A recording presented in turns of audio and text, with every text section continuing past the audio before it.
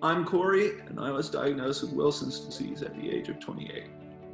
Every Wilson's patient experiences the disease differently. This is my story. I'm a medically retired Navy instructor pilot. I have a very large family. My father is one of 7, my mother is one of 5, I'm one of 6, and I have more cousins than I can even count. I'm the only one diagnosed with Wilson's disease. The journey to diagnosis was kind of a complicated one. As I look back, I can recognize symptoms all the way back to when I was in high school. That's the first time somebody told me I had a tremor. The first time I approached a doctor about my depression was in 2017. And by that time I was drooling and I was angry and impulsive and a number of other Wilson's symptoms, but I had no idea that I was sick of a neurodegenerative disease. I was misdiagnosed 4 times: adjustment disorder, major depressive disorder, and generalized anxiety disorder. And while those are all factors of Wilson's disease, they didn't explain the tremors.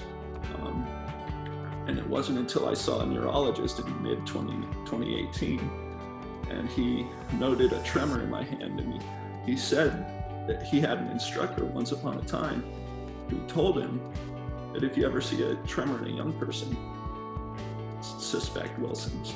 And that's how I was diagnosed. That and an MRI, liver biopsy, and a number of other tests. But that was the single memory cue that got him to look at Wilson's closer.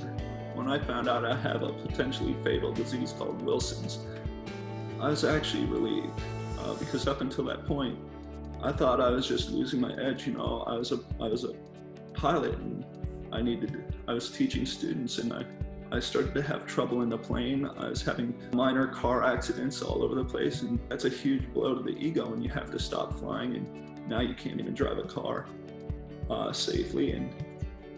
And it was actually relief, because that meant that I could start looking for answers and adaptive techniques, and that gave me a starting point to getting better. And it took the burden of guilt and shame off of my shoulders to a great degree. The day I was diagnosed, I knew I wanted to participate in research for the disease.